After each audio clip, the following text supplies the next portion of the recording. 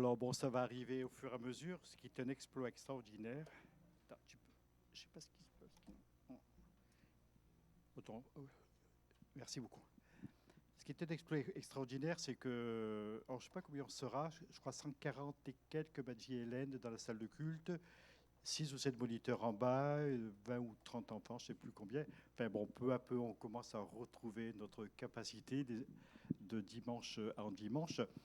Et ce qui fait plaisir, c'est qu'on a quand même rapproché les frontières, les distances. On garde toujours les masques, sauf ceux qui interviennent sur l'estrade.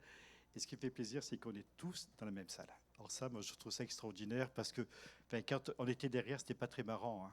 Qui a déjà été derrière? Tout le monde a fait cette expérience douloureuse. Voilà, c'est le plaisir de se retrouver tous ensemble dans le même lieu. Alors, on va laisser les fenêtres ouvertes. Si vous avez un train qui passe au moment de... Ça se fait que brusquement, j'ai un son très fort. Inclinons-nous et prions ensemble. Quelle joie, Seigneur, de nous retrouver dans ce lieu pour chercher ta face. Seigneur, nous sommes venus pour te rencontrer, pour nous rencontrer les uns les autres. Et ce qui fait notre motivation et notre désir de rencontre, c'est de savoir que nous avons le même Père. C'est la famille, Seigneur, qui se retrouve. La famille des enfants de Dieu. Nous sommes tous frères et sœurs et unis dans un même désir, voir ta gloire au milieu de nous. Seigneur, parle-nous au travers des chants et je te prie de bénir nos intervenants musicaux. Parle-nous, Seigneur, au travers de la louange, de la prière des uns des autres, la prédication de l'Évangile, et que tout ce que nous vivrons ce matin, qui est pour nous, somme toute, une forme d'habitude, soit en même temps un moment fort pour chacun de nous, un moment qui impacte nos vies, qui nous aide à mieux te suivre et à mieux te comprendre. Dirige-nous, Seigneur, par l'action de ton esprit. Parle à nos cœurs veulent s'ouvrir à toi, s'ouvrir aux uns et aux autres. Ensemble, nous voulons nous réjouir d'avoir un Dieu et un Père tel que toi. Merci notre Père, au nom de Jésus. Amen.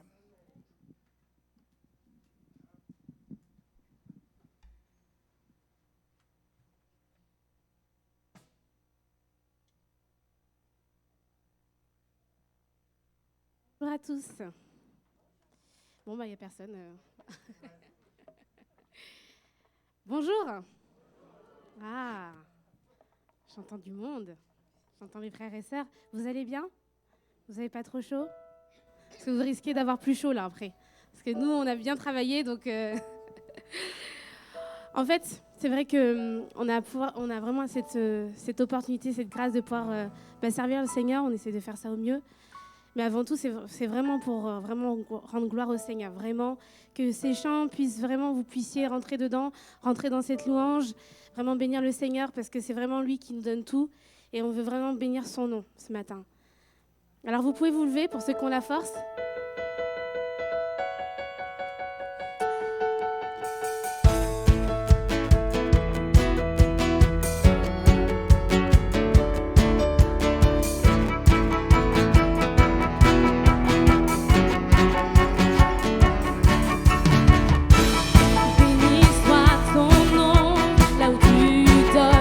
L'abondance et déverse ta bienveillance.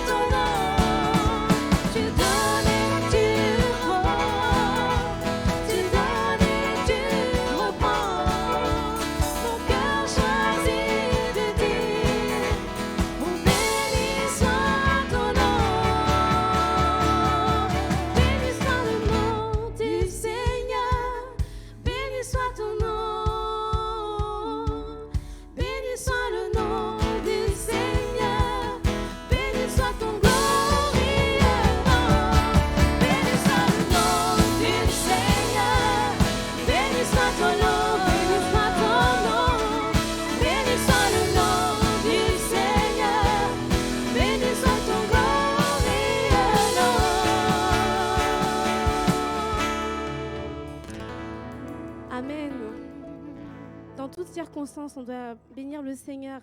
Et c'est vrai que même si on traverse des moments difficiles, même on le chantait, même quand on traverse un désert, quand je marche dans une terre inconnue, béni soit ton nom. Que vraiment le Seigneur puisse vous encourager ce matin et qu'il puisse vraiment vous ressourcer. Parce que des fois, on a tellement besoin que le Seigneur nous visite. On va continuer cette louange avec un chant qui ça fait longtemps qu'on ne l'a pas chanté, mais qui nous dit « Nous annonçons le roi » et nous proclamons sur son nom sur ce pays, sur Poitiers, sur la France, vous pouvez imaginer tout ce que vous voulez, sur le monde entier, que le Seigneur puisse vraiment nous visiter ce matin.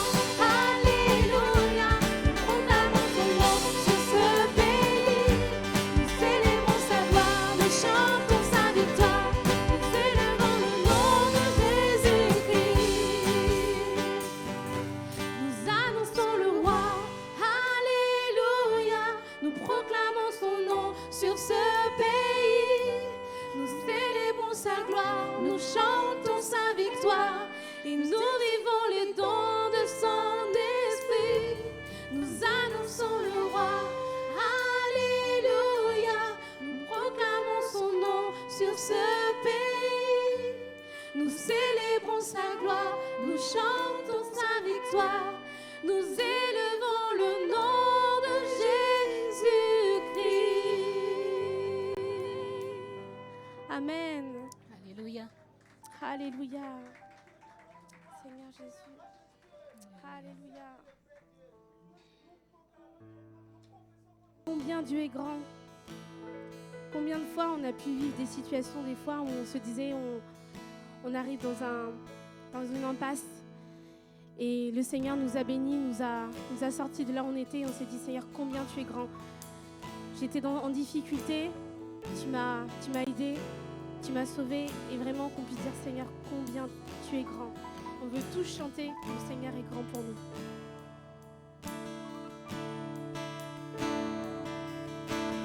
La splendeur du roi couvert de majesté, que la terre se réjouisse, que la terre se réjouisse. Revêtu de lumière, il fait fuir les ténèbres. Elle tremble à sa voix, elle tremble à sa voix.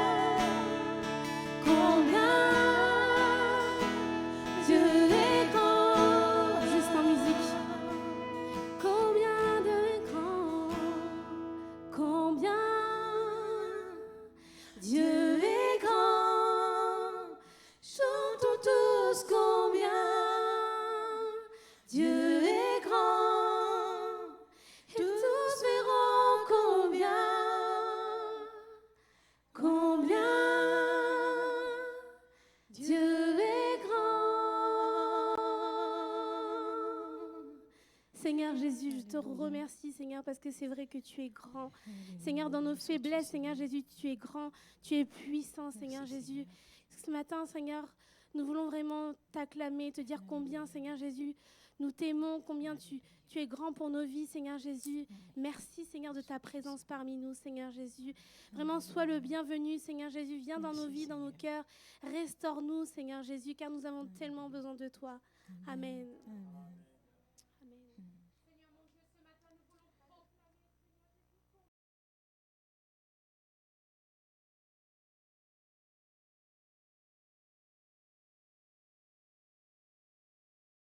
Père, c'est avec un immense respect que l'on se présente devant toi, sachant que tu es là, Seigneur, pour bénir ton peuple. Et Seigneur, tu es là pour manifester ta gloire, ta volonté.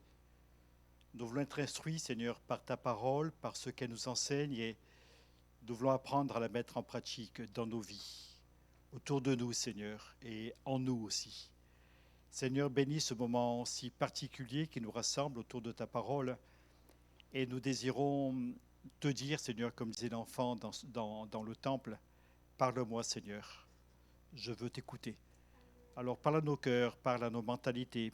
Seigneur, merci de nous bouleverser et de nous conduire plus loin dans tes voies. Je t'ai prié, Père, au nom de Jésus, mon Sauveur. Amen. Amen. Voilà, dimanche dernier, j'ai commencé un thème avec vous sur l'argent. Alors, je l'appelais l'argent, un véritable enjeu de la vie spirituelle. En fait, j'ai bénéficié d'un grand avantage. Vous savez que je suis très archiviste. Et dans mes archives, j'ai retrouvé une série d'articles qui parlent sur l'argent. Alors, j'ai fait un petit peu comme les copieurs de tableaux. J'ai reproduit le tableau. Alors, premièrement, si vous voulez, j'ai bien intégré ce que je voulais vous dire, et ce que je vais vous apporter, c'est le fruit de cette intégration. Et en même temps, je me suis dit, de toute façon, je ne ferai pas mieux que ce que je suis en train de lire. Alors, si vous trouvez que c'est génial ce que je vous apporte, ben dites-vous que je n'en suis pas forcément le privilège, ou plutôt ça ne vient pas forcément entièrement de moi. Je préfère vous le dire carrément. Puis si vous trouvez que c'est nul, ben écoutez, vous jetterez la pierre à quelqu'un d'autre, je donnerai à ce moment-là l'adresse de la personne. En tout cas, j'aimerais vous parler sur l'argent. Et comme je vous l'ai dit, je vous l'ai annoncé, pendant plusieurs semaines, je vais parler là-dessus, donc de dimanche en dimanche, en fonction de ce que mes collaborateurs ont à faire les uns et les autres. Je remercie Marie-Valérie, qui a accepté très gentiment de me laisser sa place ce matin. Bon, c'est une fille soumise, c'est bien Marie-Valérie. Et donc, j'aimerais qu'ensemble, nous puissions partager cela. L'argent, un véritable enjeu de la vie spirituelle. Je vais quand même essayer de vous faire un résumé de dimanche dernier. Il faut savoir que le thème de l'argent apparaît très, très, très souvent dans les Écritures. Alors, c'est sûr que nous n'avons pas tout à fait les mêmes approches les uns ou les autres. Si vous parlez à un Américain, il vous dit « Bonjour, comment vas-tu? Combien tu gagnes ?» Bon, ce n'est pas trop notre style en France. Hein. On n'est pas tout à fait comme ça. Je dirais qu'on est peut-être même un peu frileux. Quoique, je me souviens dans le bureau où je travaillais il y a quelques années, enfin, de laisser ce travail et d'accomplir le ministère que Dieu me proposait d'accomplir. Dès qu'on avait notre paye, donc ça nous était apporté par la secrétaire à la fin du mois, on ouvrait tous notre enveloppe et on disait « Un tel, t'as eu combien là, ce mois-ci ?» Et puis si notre patron était là, on ouvrait et on disait « C'est tout !» Bon, c'était peut-être pas forcément très gentil, mais bon, donc si vous voulez, on avait une grosse liberté par rapport à ça. Et bon, du coup, je sais que moi, personnellement, ça ne m'a jamais gêné du tout. Surtout que mon salaire est exposé à une assemblée générale tous les ans. Donc si j'avais quelques complexes ou quelques réticences par rapport à ça, ils sont tombés depuis belle lurette. Alors c'est vrai que nous avons des approches très très différentes, mais la Bible en parle aisément, aussi bien dans l'Ancien Testament.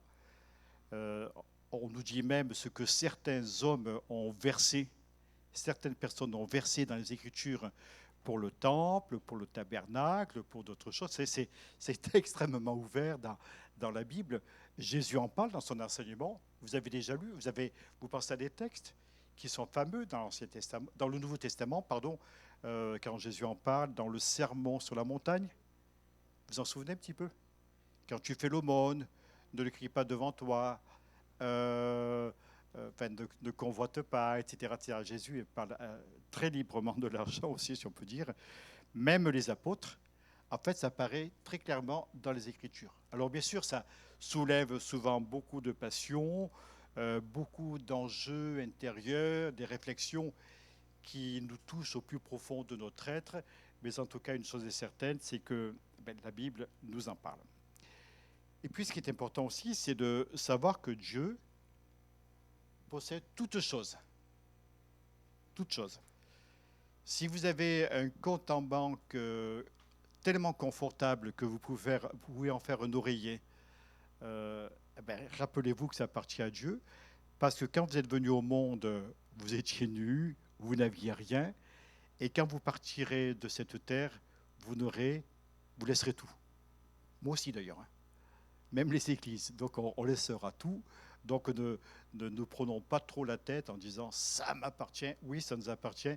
Et quand ça nous appartient, souvenons-nous, c'est une grâce de Dieu que Dieu fait pour chacun d'entre nous. L'argent est totalement neutre. En fait, je trouve que c'est pratique pour les échanges d'achat. Vous imaginez, vous allez faire vos courses un matin, un après-midi, un soir. Voilà, alors vous dites, bon, alors je vais acheter des patates. Mes patates, ça vaut à peu près 1 kilo de cerises, si j'en prends 10 kilos. Donc il faut que je cueille 1 kilo de cerises. Et puis, il faut que j'apporte de la farine en échange des œufs que je vais faire, parce que, oui, mais alors après, j'aurai plus de farine. Ouais, ça serait très, très compliqué. Donc l'argent est bien pratique pour nos échanges commerciaux. Vous imaginez, un jour, vous achetez une maison, vous êtes devant le notaire, votre maison vaut 250 000 euros, par exemple. Bien voilà, vous arrivez avec une brouette, vous transportez vos vaches, cochons couvés, hein, vous transportez tout cela pour essayer de faire l'échange. Ça serait vraiment bien compliqué. Alors que l'argent, c'est très pratique. Et en même temps, c'est totalement neutre. Alors c'est étonnant d'ailleurs que l'on soit si attaché à cette valeur, alors qu'en soi, elle ne représente rien du tout, parce qu'avouons-le, notre monnaie, qui a beaucoup d'importance en France, est réduite à quelques chiffons de papier. Et que quand on pousse le bouchon très loin, vous savez que pendant certaines récessions économiques, notamment comme il y a eu entre les deux guerres, entre la guerre 14-18 et 39-45, en Allemagne, il y avait une telle récession économique, quand les gens partaient faire leur marché, ils partaient avec un gros sac rempli de billets qui n'avaient aucune valeur. C'était terrible. Ce qui fait que la valeur que nous y attribuons est une valeur simplement qui est rattachée à l'économie d'un pays, mais c'est vraiment très aléatoire, malheureusement, comme on l'a vu à plusieurs reprises. Qu'est-ce que je peux vous dire? Donc, c'est un outil qui est nécessaire pour nos transactions, mais hélas, il devient parfois un dieu. Et vous vous rappelez comment Jésus l'a personnifié, ce Dieu personnalisé, c'est le Dieu Mammon.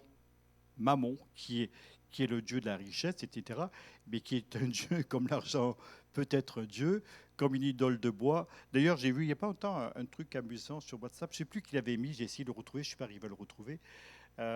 C'est quelqu'un qui est sous une pluie battante et il porte dans ses bras des idoles en bois en disant qu'il faut qu'il sauve ses idoles. Et le commentaire qui était mis, c'était « Moi, c'est mon Dieu qui me sauve ».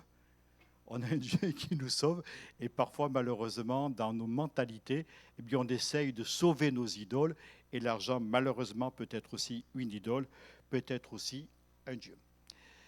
Il devient un Dieu, donc Mammon, dans le cœur de l'homme, qui va entraîner de la cupidité jusqu'à cette phrase fameuse que va laisser Jésus lorsqu'il dira « La semence qui est jetée parmi les épines, c'est l'attrait des richesses, la conquête du pouvoir, etc. etc. » J'ai essayé de vous retrouver le verset directement. D'autres reçoivent la semence parmi les épines. Ce sont ceux qui entendent la parole, mais en qui les soucis du siècle, la séduction des richesses et des autres convoitises, étouffent la parole et la rendent infructueuse. Alors, on se rend compte que notre manière de gérer cela, de l'envisager, peut avoir des conséquences gravissimes pour notre vie spirituelle. L'obsession pour les choses matérielles est une réelle entrave par rapport à Dieu. Et pourtant, nous connaissons celui qui nous a dit « Ne soyez pas en souci pour votre vie ». Je le redis, « Ne soyez pas en souci pour votre vie ». Là, j'ai marqué entre parenthèses Matthieu 6, 25. C'est facile. Alors, si vous voulez, par rapport à ce Dieu qui va envahir notre cœur, et je crois que Satan, dans ce domaine, va exceller, ça va entraîner de la cupidité, de l'avarice, des épines. Si vous voulez, d'ailleurs, c'est un jour intéressant peut-être de redéfinir ce qu'est l'avarice par rapport à la convoitise, par rapport à la cupidité.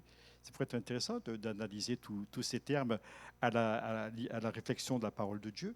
Mais en tout cas, par rapport à cela, eh bien, nous avons un antidote. Et j'aimerais me pencher là-dessus, puisque je m'étais arrêté là dimanche dernier.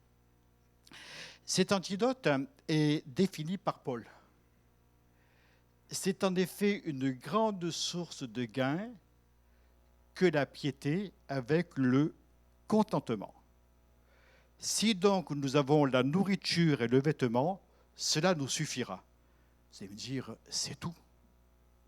Écoutez, c'est déjà pas mal, parce qu'il faut savoir que des gens sur Terre n'ont même pas ce minimum d'avoir de quoi boire suffisamment. Vous savez que dans certains pays, l'eau est tellement une denrée rare que jamais on va l'utiliser pour se laver. C'est horrible. Vous imaginez, les gens qui vont d'ailleurs, ils se lavent rarement. Bon, ils habitent dans un endroit tellement sec où ils ne transpirent pas, tellement c'est sec. Ils vont utiliser du sable pour se laver. Alors, j'imagine, être en train de laver avec du sable, c'est horrible. Et l'eau est quelque chose de tellement rare que c'est un bien précieux. Et nous, quand on ouvre nos robinets, ça coule à flot, sans complexe, sans se dire, mais ce que je consomme là, eh bien, c'est anormal. Alors, nous, d'ailleurs, avec Hélène, on a vraiment une réflexion de fond par rapport à l'eau. On a un puits qui alimente la maison, le jardin, tout ça. Et même cette eau-là, on l'économise. Elle alimente toutes les chasses d'eau de la maison, la machine à laver, etc., le lave-vaisselle, tout, sauf la table. Eh bien, même cette eau-là, on l'économise, pourtant elle est abondante. Pourquoi on l'économise? Parce que c'est un bien qui est précieux. Et si nous prenions conscience de la valeur de ce que nous avons, de la nourriture que nous avons tous les jours, de ce qui est chaque jour pour nous, nous semble normal, peut-être qu'on aurait une autre réflexion sur la vie. Et au lieu de gaspiller, ça réglerait certains problèmes d'écologie dans notre pays déjà, ce pays qui gaspille tellement. Apprenons à être contents. Une grande source de gain que la piété avec le contentement. Si nous avons la nourriture et le vêtement, cela nous suffira. Alors pour terrasser Mammon, pour arracher les épines, apprenons à être contents de notre situation, de l'état dans lequel nous nous trouvons. Et l'Épître aux Hébreux va dire ceci: ne vous livrez pas à l'amour de l'argent, contentez-vous de ce que vous avez. On se prend tellement la tête à aimer cet argent, qui parfois va nous empoisonner la vie, nous rendre malheureux, sera une contrainte pour nous, au détriment de notre véritable épanouissement pour nous chrétiens, qui est de chercher la face de Dieu, d'apprendre à être heureux avec ce que nous avons. Parce que Paul disait lui-même dans différentes situations, « J'ai appris à être content de l'état dans lequel je me trouve. Je sais vivre dans l'humiliation, mais aussi dans l'abondance. En tout et partout, j'ai appris à être rassasié et à avoir faim. Être dans l'abondance et dans la disette, je peux tout par celui qui me fortifie. » Et ça, c'est Philippiens 4, presque, un peu plus, 11 et 12. D'ailleurs, pendant un certain temps, j'ai fait toute une étude sur ce texte. J'ai appris à être content de l'état dans lequel je me trouve. Le contentement n'est pas inné. On ne n'est pas content. D'ailleurs, la première chose qu'on fait en naissant, c'est quoi? C'est de râler. Hein. Ah. Puis après, on est là, heureux, heureux, heureux, heureux. On est bien notre berceau, mais on commence d'abord par râler. Parce que je crois que c'est partie de la race humaine. Donc, si vous voulez, ce n'est pas inné. Paul l'avait appris. Mais il avait appris dans des grandes écoles spécialisées, etc., etc. Oui, il avait appris dans une grande école, l'école de la vie. Apprendre à être content de ce que j'ai. Apprendre à être content quand c'est l'abondance. D'ailleurs, on a chanté un chant remarquable tout à l'heure. Je me réjouis quand je suis de l'abondance, béni soit ton nom, quand je suis de l'abondance. C'est facile, hein? Quand c'est l'abondance, vous faites vos comptes le soir avant de vous coucher. Waouh, je te loue, Seigneur, de ce que je suis créature aussi merveilleuse et aussi dégourdie pour gérer mon argent. Et puis, par contre, quand c'est la banqueroute, que vos comptes voisines sont plutôt en dessous de zéro et que la couleur est très, très rouge, vous dites, mince, là où je me suis trompé où, là? Et puis, vous avez du mal à louer le Seigneur. Enfin, je ne sais pas vous, peut-être moi, peut-être vous aussi, on a du mal à être vraiment dans la réjouissance dans ces moments un petit peu particuliers. Le contentement n'est pas inné, mais Paul l'avait appris parce qu'il avait en vue un gain supérieur, Christ lui-même. Christ est supérieur à nos ressources, à notre abondance, à notre misère, à notre pauvreté, à tout ce qui pourrait nous réjouir. Christ est vivant et nous pouvons compter sur lui. Ne vous mettez pas en souci, nous dit le Seigneur. Seule une vision du Seigneur, si vous voulez, dans sa gloire, dans sa volonté, dans son expression d'amour pour nous, seule une vision du Seigneur nous fera mieux percevoir les richesses en Christ. Et peu à peu, on verra que les choses de la terre, comme il dit le cantique, et les choses de la terre pâliront. Peu. Si tu lèves les yeux vers Jésus. Je crois que c'est quelque chose comme ça, Joël. Aide-moi, c'est ça. Voilà. Alors, on le chante. D'ailleurs, j'ai remarqué que quand on chante, béni soit ton nom, quand c'est l'abondance, quand c'est la disette, que je crève de faim, béni soit ton nom. C'est facile, hein? Facile, ça ne nous est jamais arrivé. Vous êtes déjà mort de faim? Non, parce que vous êtes là. Et peut-être soyons conscients que les paroles que nous chantons si volontiers, peut-être parfois un petit peu vite, puis tant mieux que nous ayons la liberté de les chanter, soyons conscients quand même qu'elles ne soient pas un petit peu présomptueuses. Ça serait tellement, tellement dommage. La piété, c'est-à-dire notre relation avec Dieu, produit en nous de nouveaux principes.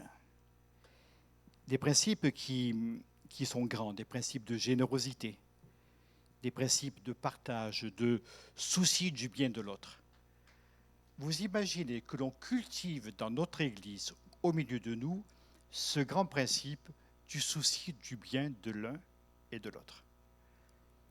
Malheureusement, on est souvent dans nos égoïsmes, dans ce que nous avons, mais ces principes de générosité, de partage et du souci du bien de l'autre se vivent dans l'amour de Dieu qui seul leur donne de la valeur. Quand je distribuerai tous mes biens pour la nourriture des pauvres, si je n'ai pas l'amour, cela ne me sert à rien. Autrement dit, au-delà simplement de l'abondance, de la générosité ou du souci de l'autre, rappelons-nous que la chose principale, c'est d'aimer. Vous avez des milliers de philanthropes ou des millions de philanthropes certainement à la surface de la terre. Peut-être que vous êtes de très généraux donateurs pour des œuvres caritatives, pour l'Église ou autre chose. Mais ce qui est important surtout, c'est d'aimer.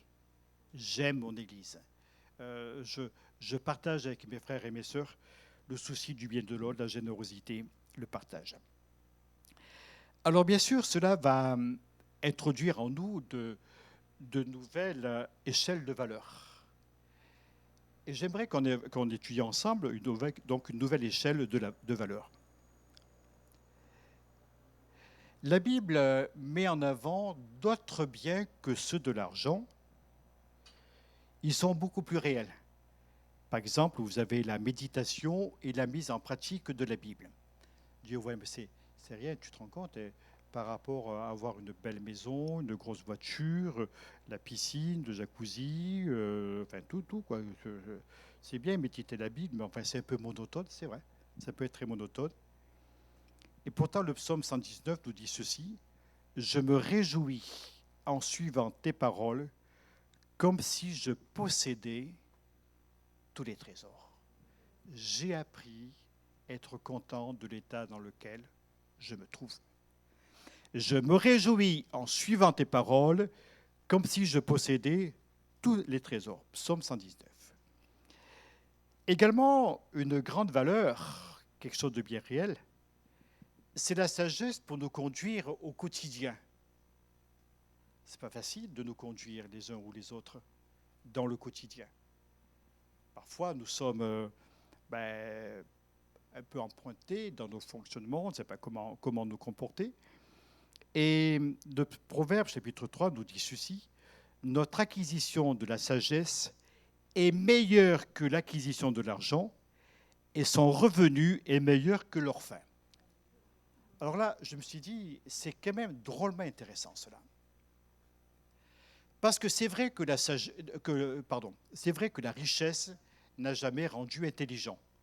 À moins que, j'espère ne contrarier personne en disant cela, ça n'a jamais rendu quelqu'un d'intelligent. Il ne lui donnera pas de cœur. Il n'aura pas forcément plus d'amour pour les autres. Par contre, la sagesse va vous conduire à l'intelligence. Alors, je rends grâce à Dieu parce que devant moi, j'ai beaucoup de gens intelligents que j'apprécie tous beaucoup. Il y a des grosses têtes, des têtes un peu moins grosses, mais pleines d'amour, de référence, de déférence, de respect, pleines de joie de vivre. C'est une église que j'aime particulièrement. Ça fait 21 ans que je vous sers, enfin bientôt 21 ans, il faut qu'on arrose ça. Voilà, c'est une église que nous aimons, dans laquelle nous sommes heureux, vous nous rendez heureux, on essaye de vous rendre heureux, c'est super. Et ce que j'apprécie, c'est l'intelligence du cœur de chacun. Quelque chose d'exceptionnel dans cette église, dans la relation que nous avons les uns les autres. Alors, malheureusement, je me suis rendu compte que des gens n'arrivent jamais à s'intégrer à ce fonctionnement. Qu'est-ce que vous voulez faire, hein? C'est le revers de la cuirasse. Moi, je n'attache aucune importance. Il faut qu'on ait l'esprit suffisamment ouvert pour accepter que d'autres qui viennent au milieu de nous n'aient pas forcément la même ouverture d'esprit. Je pars de ce principe-là. Par contre, j'ai réalisé une chose. Quand des gens se tournent vers Dieu, si vous voulez, ils ont une vie de galère, ils en bavent de tous les côtés. Et à un moment donné, ils font le choix de suivre Dieu. Curieusement, on a l'impression qu'ils deviennent riches. Ont-ils eu des augmentations particulières dans le cadre de leur travail? Pas forcément. Ont-ils fait quelques placements présomptueux, hasardeux, qui ont réussi? Ce n'est pas forcément ça non plus. Ou un héritage d'un oncle issu du continent américain? Non, pas du tout. Simplement, le fait de mettre leur relation avec Dieu, leur confiance en Dieu, déjà des tas de choses vont changer dans leur vie. On fait un petit calcul, si vous voulez. Alors, je ne fume pas. J'ai essayé, quand j'étais scout, de fumer la pipe. Ça faisait bien. J'avais 14 ans. Avec quelques poils naissants, là. Ça faisait bien autour du feu de camp. J'étais le chef, en plus. C'est le délire quand j'y pense. Et puis, on fumait la pipe, là, autour du feu de camp, refaisant l'humanité, etc., etc. Puis, au bout d'un moment, on a arrêté. Ou plutôt, on nous a fait arrêter. Ben oui, le pasteur, il n'appréciait pas, je ne sais pas pourquoi. Je me suis rendu compte que dans le fond, quand on s'assoit et qu'on réfléchit, voilà, je fume un paquet de cigarettes par jour. Alors, si vous connaissez les tarifs, merci de me les annoncer. Je ne veux pas suggérer que vous fumiez ou pas, d'ailleurs, c'est votre affaire. C'est combien un paquet de cigarettes? On arrondit, si je mets 10 euros, ça va? Pardon? Largement. On met combien? On met 5? Ah, c'est au-dessus? Au-delà? Ah, ben, il faut que je revoie mes tarifs à la hausse, moi. Quand je fais la contrebande de cigarettes, il faut quand même que... Pardon? 11 euros. Merci. Alors, je pars de 10, c'est plus facile. Vous fumez un paquet par jour, ça fait 330 euros par jour, c'est ça? Par mois. Par mois. Oui, merci. Par mois. 300, là. Mettons 300. Pourquoi 330, j'en sais rien. Vous multipliez par 12. Ça fait 3006. C'est bon? Alors, 3006, au bout de 10 ans, ça fait 36 000. Sans compter que ça augmente. Puis sans compter les frais médicaux. Et puis le trou de la Sécu qui augmente. Enfin, si vous voulez, il y a tout. Il y a tout derrière. Un chrétien, un homme se convertit. Seigneur, délivre-moi de cette passion. Hop, il arrête de fumer. La Sécu s'en porte bien. Les buralistes s'en portent mal. Votre budget, ça s'en porte bien. Et puis, brusquement, ben, vous économisez par mois 300 euros que vous mettez sur votre compte bancaire. Avez-vous réfléchi à cela? Etc., etc. Puis vous dites, voilà, j'ai besoin d'une belle et grande voiture, enfin, pas tellement grande, mais surtout spacieuse, et surtout, fait qu'elle en jette. De manière à impressionner les foules quand je rentre chez moi, dans mon lotissement, et qu'on me voit arriver dans ma Porsche, les plus rapides sont les rouges, je crois, donc ma Porsche rouge, j'arrive comme ça, et puis on dit, mon Dieu, qu'est-ce que c'est extraordinaire de voir un homme qui a si bien réussi ses affaires. Pour aller acheter ta baguette de pain, tu peux te contenter d'un peu moins, si tu veux. Enfin, si vous voulez, il y a des tas de choses que le chrétien va relativiser dans son existence parce qu'il acquiert une nouvelle forme de sagesse, de fonctionnement, et curieusement, cet argent qui est dilapidé à droite et à gauche n'importe comment, avez-vous remarqué que nos contemporains n'avaient qu'une hâte, c'est que les bistrots ouvrent à nouveau pour recommencer à vivre? Enfin, moi, ça me fait la peine quand même que mon existence soit... Enfin, ça me ferait la peine que mon existence soit basée sur l'ouverture des bistrots. Je trouve qu'il y a des choses plus intéressantes sur Terre. Bon, les ciné, pourquoi pas, ou les théâtres, ou les salles de concert, mais les bistrots. Sachant que quand vous buvez un café, c'est à peu près le prix, pour un café, le prix d'un paquet de café que vous buvez chez vous et qui sera certainement bien meilleur. Enfin bref. Donc il y a quand même de nouvelles valeurs qui se mettent en place. La méditation, la pratique de la parole de Dieu, la sagesse pour se conduire au quotidien. Et puis, comme le dira le livre des Proverbes dans sa sagesse mémorable ou proverbiale, une bonne renommée est préférable à de grandes richesses et la bonne grâce à l'argent et à l'or. Quand je vous disais que la Bible nous parle d'argent, rassurez-vous, il y a beaucoup de textes. Nos vraies richesses ne sont pas matérielles, mais sont des richesses spirituelles. Alors moi, j'en prends une que j'aime bien utiliser pour les jours de mariage, quand je prêche, qui dit ceci. La bénédiction de l'Éternel enrichit et elle n'est suivie d'aucun chagrin. Vous la trouvez belle, cette phrase? J'essaye de voir si vous y arrivez par cœur, tout seul. Alors, je la lance.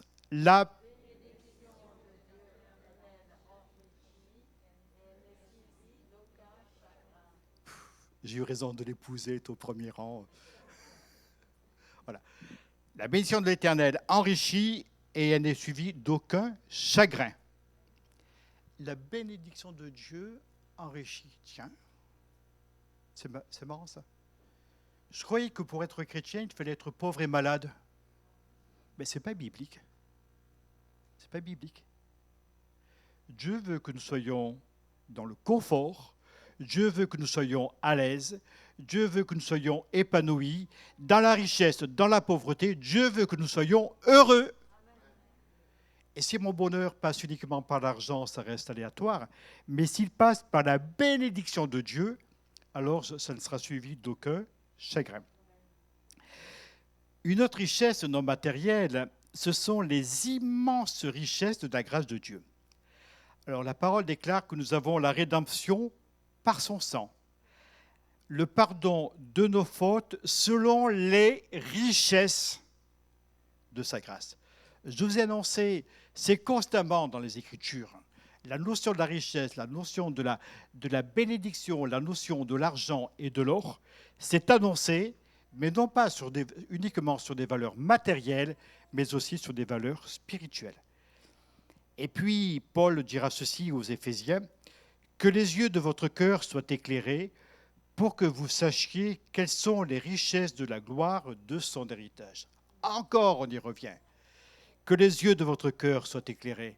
Si vos yeux sont obscurcis par Mammon, s'il y a dans votre vie des épines, des malheurs, de la souffrance, de la cupidité, de l'avarice, qui font qu'à cause de cela, vous ne pouvez être heureux, au nom de Jésus, débarrassez-vous de cela.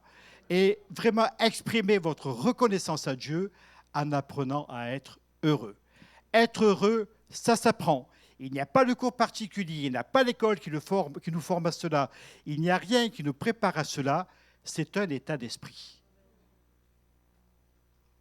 Il y a quelques années, au début, j'étais arrivé là, j'étais déjà heureux quand j'étais au milieu de vous, je ne sais pas pourquoi. Et puis un dimanche matin, il faisait une journée comme aujourd'hui, je devais être un mois de juin, juillet. Enfin, on était rue de la Vincent-de-Rie, là. Puis il y avait une grande allée qui conduisait jusqu'à la rue et puis qui descendait jusqu'à la salle de culte. Et moi, j'aimais le dimanche matin me balader dans l'allée, aller faire un bonjour à l'un, un bisou à l'autre, etc., etc. Et puis de papoter avec les gens. C'était drôlement, drôlement sympa. Puis un homme qui sort, s'il dit, mince, qu'est-ce qui va me tomber dessus? Il me dit, frère, Dieu me montre que vous êtes heureux. Vas-y, vous savez, il ne faut pas mettre beaucoup de lunettes pour voir que je suis heureux. Je ne pense pas qu'il faille une grande révélation. Il dit, Dieu me montre que vous êtes heureux et que vous allez vous épanouir dans cette église. Je dis, mais j'ai bien l'intention, parce que mon état d'esprit était, j'ai envie d'être heureux dans l'église de Poitiers avec mes frères et mes sœurs. Et non seulement j'ai envie d'être heureux, mais j'ai envie qu'eux aussi soient heureux. Parce que si moi je suis heureux et que vous êtes malheureux comme des pierres, j'aurais loupé mon travail. Je n'aurais pas fait ce à quoi j'étais destiné. Mais ce que j'ai envie, c'est que vous soyez heureux, épanouis, dans tous les sens du terme. Si je vous promets le meilleur, plutôt, si je prie pour que vous ayez le meilleur, ça vous intéresse? Qui en veut? Enfin, 3 ou 4 mains timides se lèvent. C'est bon. Tenez, on tient le bon bout. Les autres suivront bientôt. Alléluia!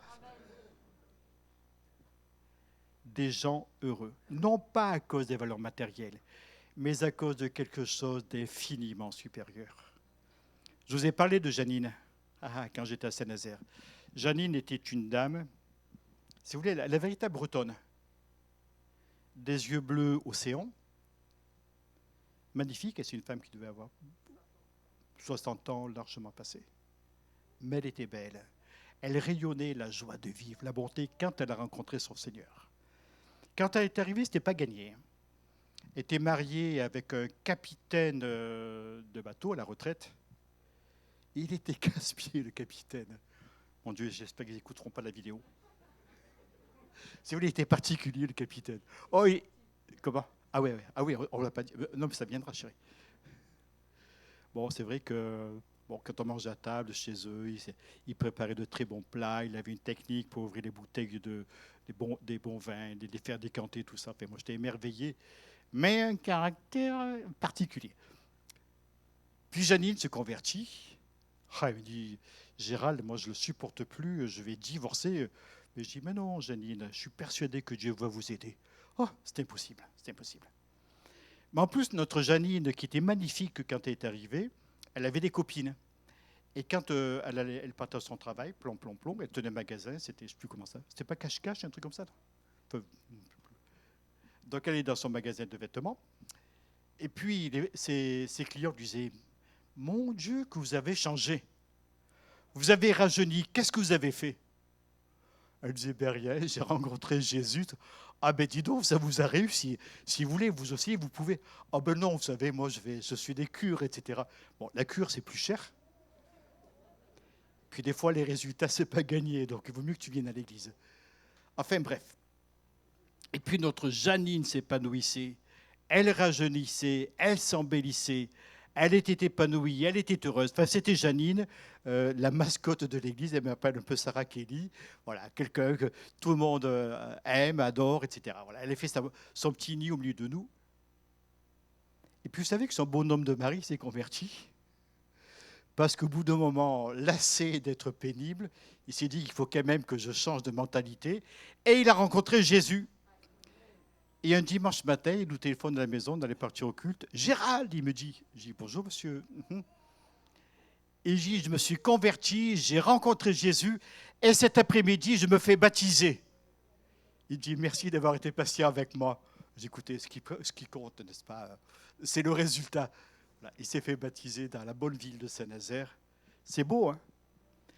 Quand on se tourne vers Jésus, qu'on le met en premier dans notre existence, notre environnement change. Plutôt, nous changeons par rapport à notre environnement. Quand nous donnons notre cœur à Jésus, notre mentalité avare, cupide, craintive, avec la crainte de l'avenir, tout cela va tomber parce qu'on regarde vers l'essentiel, vers les véritables valeurs, une nouvelle échelle de valeurs. Nos richesses ne sont pas matérielles, mais elles sont spirituelles. La bénédiction de l'Éternel, l'immensité de la grâce, des richesses de la grâce de Dieu, les richesses de la gloire de Dieu. Mes frères et mes sœurs, je vais vous dire une chose et j'aimerais que vous le captiez dans votre cœur, que vous le gardiez dans votre cœur. Nous bénéficions, nous disposons de biens considérables. Vous allez dire, ah bon? Ouais. De biens considérables. Parce que le Dieu qui est notre Père, tout lui appartient. Et nous sommes les héritiers de ce Dieu si riche, ce Père si abondant et si généreux. Le Christ, dans sa gloire, dans sa magnificence, est notre frère. Et nous sommes co-héritiers avec Christ en Dieu. Nous disposons des biens de Dieu. Alors vous allez me dire, ouais, pour l'instant, moi, je n'ai pas un pécaillon en poche. Ok. Mais dans la gloire, tu as un capital extraordinaire. Travaille à ce capital. Travaille. Tu ne peux même pas imaginer quelles en seront les conséquences pour toi. Alors vous allez me dire, mais toi tu le sais? Ben non, pas plus. Moi je lis ce qui est écrit dans les Écritures. Un voile éternel de gloire, un poids éternel de gloire nous attend. Une abondance de vie, une abondance de richesse. Ah, si j'arrivais à exprimer j'aimerais exprimer de tout mon être ce que je ressens par rapport à la personne de Dieu, la gloire de Dieu, l'amour de Dieu. J'aimerais vraiment vous l'envoyer, prendre vos visages et les tourner vers Dieu, afin que nous soyons tous ensemble heureux et épanouis. Si vous êtes là en vous disant, oui, je traîne, je galère, la vie est difficile. Oui, la vie est difficile, pour tout le monde. Il y a quelques années, nous avons organisé notre anniversaire de mariage avec Hélène. Donc on avait reçu toute l'église, on était à peu près 200 à manger ensemble, il y avait les enfants, tout le monde était là, c'était sympa. À la réunion suivante qui avait lieu, il y a un frère qui prie, il dit, tu vois Seigneur, je n'ai pas d'épouse. Ben oui, j'y pouvais rien moi. Je n'ai pas d'épouse. Je n'habite pas une belle maison. Je n'ai pas de piscine. Ben oui, nous on en avait une. Elle fuyait un peu parfois, mais j'ai pas de piscine. Il avait tout pas ce que nous avons. Je dis, punaise, il est gonflé, lui. Il se sert de la prière pour essayer de nous montrer que nous sommes des nantis et que lui, c'est un pauvre. Sauf qu'on a appris avec les années à gérer nos finances. On a appris. Pourquoi? On a mis nos valeurs dans l'essentiel. Quand nous étions à Saint-Nazaire, nous ne trouvions pas d'appartement, 4 enfants, une fille en fauteuil roulant, et je vous garantis que ce n'est pas facile de trouver un logement adapté pour une famille de 4 enfants déjà, et en plus un fauteuil roulant, c'est énorme un fauteuil roulant. Alors elle nous bousillait les bas de porte, etc. Si on la croisait dans le couloir, c'était un couvre large, hein, soit on se rangeait, soit on rentrait dans une chambre pour qu'elle passe, etc. Si vous voulez, c'était très très compliqué. Et je me souviens que nos enfants, nous étions là, nous nous penchions sur le problème en se disant, là on habite un appartement minable, en plus on était au rez-de-chaussée, et les chiens avaient une tendance désastreuse à oublier certaines choses sur notre paillasson. Vous savez, c'était terrible. Quand on invitait du monde le dimanche, je disais aux gens, écoutez, enjambez tout ce que vous trouvez là pour arriver à notre porte. Tu sais, franchement, c'est bon. Et puis on s'est dit, on va se lancer dans un projet immobilier. Alors on a réfléchi. Vous savez combien on avait d'argent? C'est combien ça? Zéro. Zéro. Alors Hélène prend son bâton de pèlerin, elle va au crédit foncier, dit voilà, on aimerait faire un emprunt, acquérir une maison. Ah, ben d'accord, il n'y a pas de problème. Vous avez combien d'apports personnels? Ah ben on n'a pas un sou. Ah ben ça va être compliqué. Bon écoutez, on va quand même essayer de faire l'étude du dossier. Et puis l'étude du dossier commence, et puis on s'est dit, mais c'est impossible. Enfin, si vous voulez, à vue humaine, c'était impossible de faire cette baraque, c'était impossible. Et on rêvait avec les enfants. Chacun aura sa chambre, ouais. Et puis on aura des couloirs larges, des portes de 90 pour faire passer le fauteuil de Gaël. Et puis il y aura un premier étage, on va mettre un ascenseur. Non, on ne parlait même pas d'ascenseur à l'époque. On n'y pensait même pas. Enfin, voilà, on rêvait.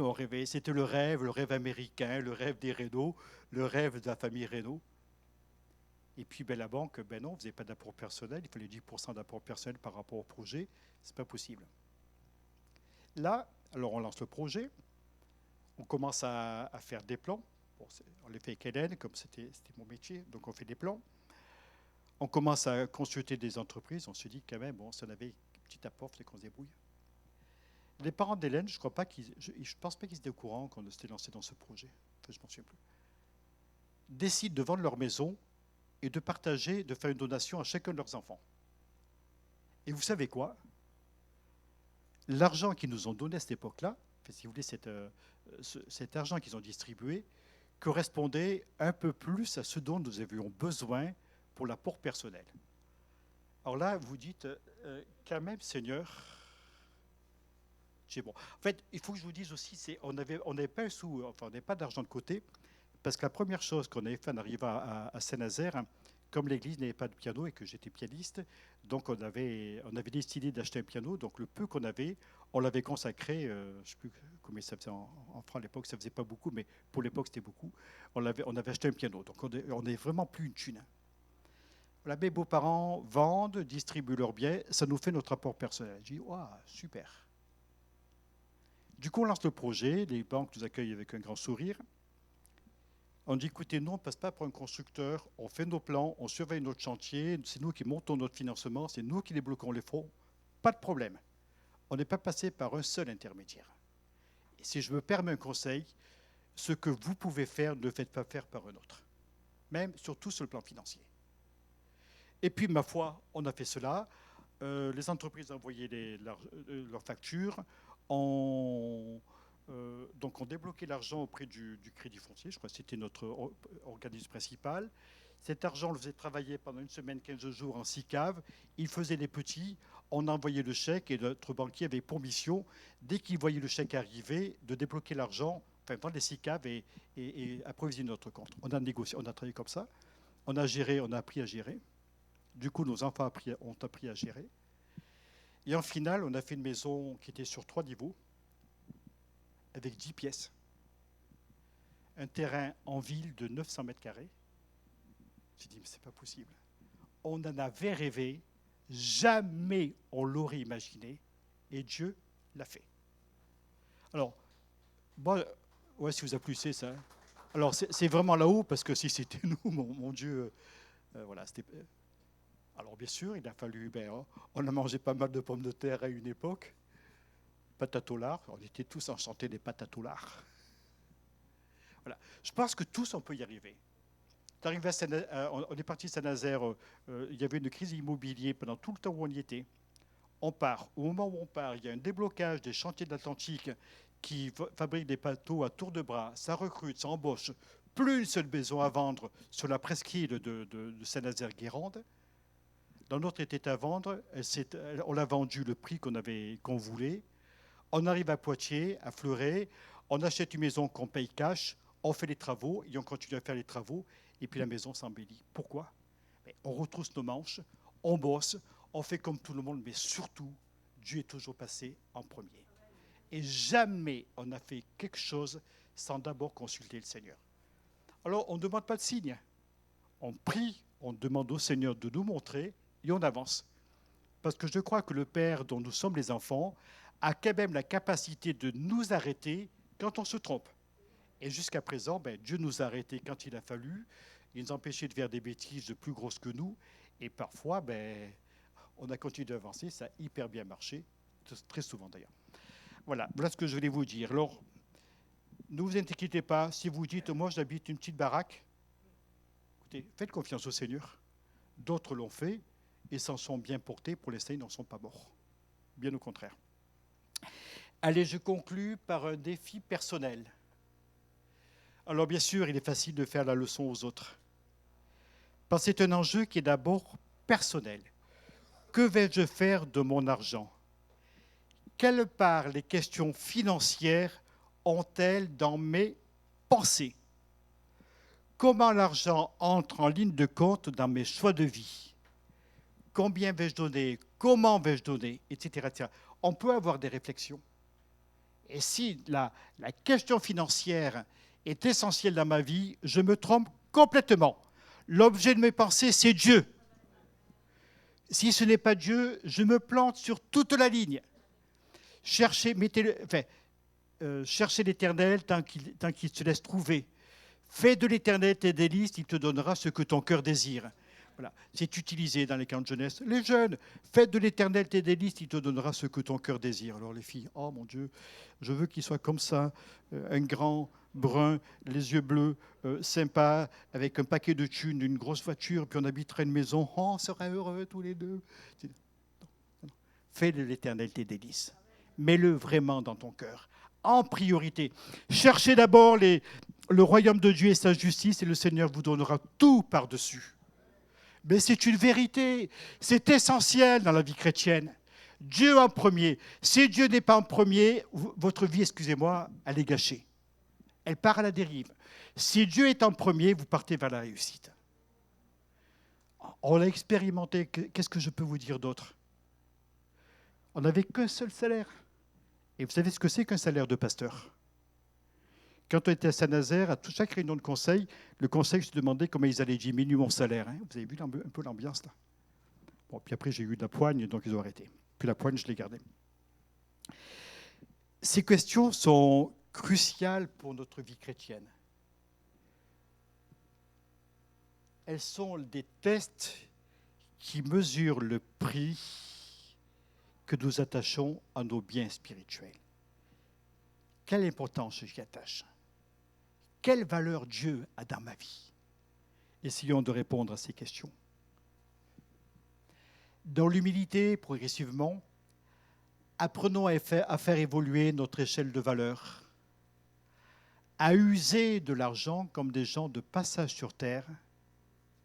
Apprenons, sous-entendu, à cultiver le contentement, à renoncer joyeusement au matérialisme et aux excès de la société de consommation. Apprenons à être toujours plus généreux. Et je vais vous dire un scoop ce matin. Je ne sais pas si j'ai déjà raconté à l'Église nationale. Nous avons décidé avec Hélène, si vous voulez, au niveau de l'offrande, on a un classement, donc nous, on se situe parmi les premiers avec Hélène dans ce que nous donnons à l'Église, hein, puisque quand les comptes sortent, donc ça apparaît par ce que chacun donne, etc. On a décidé d'augmenter notre offrande en début d'année. Alors, je ne sais pas si je vous l'ai dit, nous avons eu un remboursement EDF qui était supérieur à notre premier mois quand nous avons augmenté notre offrande. C'est chouette quand même. Hein. Avec Dieu, on n'a pas perdu. Le mois d'après, donc on continue d'augmenter notre offrande, on a un remboursement de l'eau. Et oui, on n'est pas des gros consommateurs d'eau. On se lave quand même, rassurez-vous. Et puis, un remboursement trop perçu, qui était supérieur aussi à ce qu'on avait versé en février. C'est marrant, hein. Il y a des coïncidences que je trouve sont des bonnes coïncidences. Mois de mars, continue notre augmentation. Et puis là, un remboursement des impôts conséquent qui finalement anticipait toute l'année. Donc notre augmentation de janvier, février, mars, si vous voulez, donc a été remboursé, si je puis dire, par la grâce de l'administration française. Et puis, avril, donc les 9 mois qui restent, on a eu plus que ce que nous verserons. Vous êtes en train de me dire, là, j'ai l'impression que lui, il a un Dieu un peu particulier. Non, c'est le même. Exactement le même. Faites-lui confiance. Faites-lui confiance. Vous ne perdrez jamais à avoir confiance en Dieu. Enfin, moi, c'est ce que je pense. J'espère que vous le pensez aussi. Et si vous êtes généreux pour l'œuvre de Dieu, d'ailleurs, bref. Et ainsi, si vous voulez, c'est rattaché à la phrase précédente, hein, apprenons, etc., apprenons, et être toujours plus généreux, etc. Et ainsi, je la recommence là. Et ainsi, nous nous amasserons pour l'avenir un trésor placé sur un fondement solide et nous saisirons la vie éternelle. Vous voulez qu'on la lise ensemble? Et chacun va mettre son nom, ou je. Et ainsi, je m'amasserai pour l'avenir un trésor placé sur un fondement solide et je saisirai la vie éternelle. La vie véritable, merci. Et éternelle en même temps. Je me suis marié avec elle, elle est très précieuse. Voilà, bon, je n'ai pas lancé un débat parce que je pense qu'il y aurait des tas de choses à dire. Vous serez radin avec Dieu, vous ne s'en sortirez pas. Vous serez généreux, vous en sortirez. Même mieux que ce que je peux vous dire. Voilà. Que puis-je ajouter, si ce n'est Amen. Que Dieu bénisse notre écoute et ensemble nous voulons maintenant partager le repas du Seigneur. Alors, écoutez, pas comme Marie-Valérie, mes excellents collaborateurs et amis, voulez-vous vous approcher ?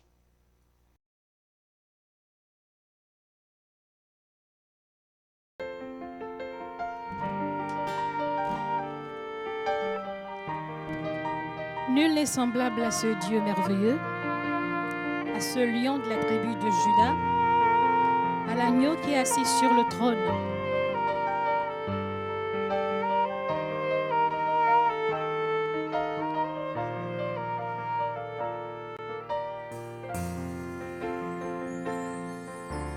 Qui est semblable au lion et à l'agneau, assis sur le trône.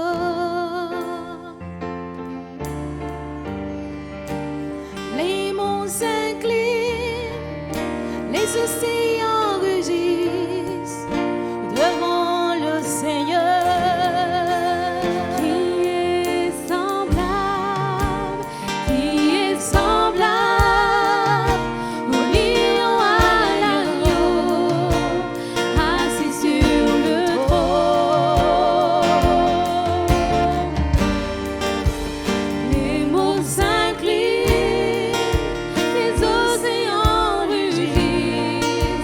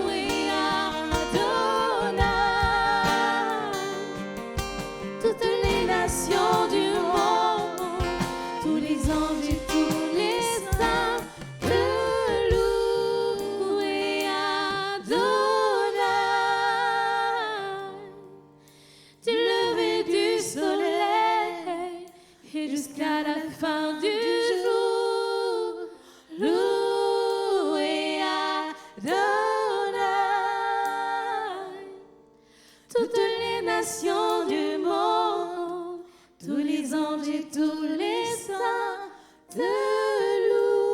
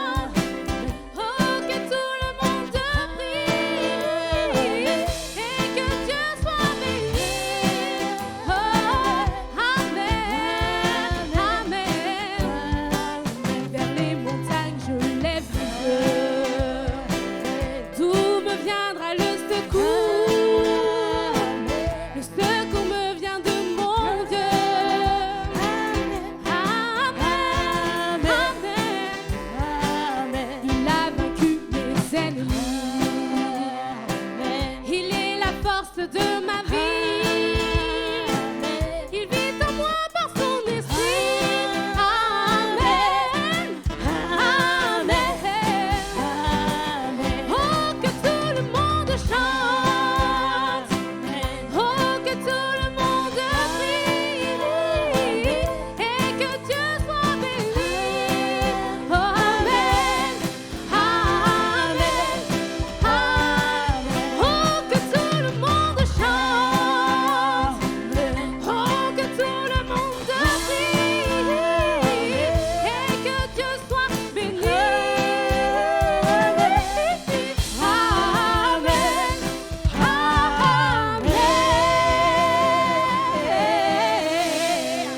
Alléluia. Amen. Nous te bénissons, Seigneur notre Dieu. Nous te bénissons ce matin. Nous disons Amen à ta présence. Nous disons Amen à tes faveurs. Nous disons Amen à ta parole. Merci notre Dieu d'avoir été avec nous aujourd'hui. Nous te recommandons notre déplacement. Nous te recommandons notre semaine. Que le bonheur et la grâce nous accompagnent au nom de Jésus. Amen. Bon retour à chacun. J'ai rien oublié.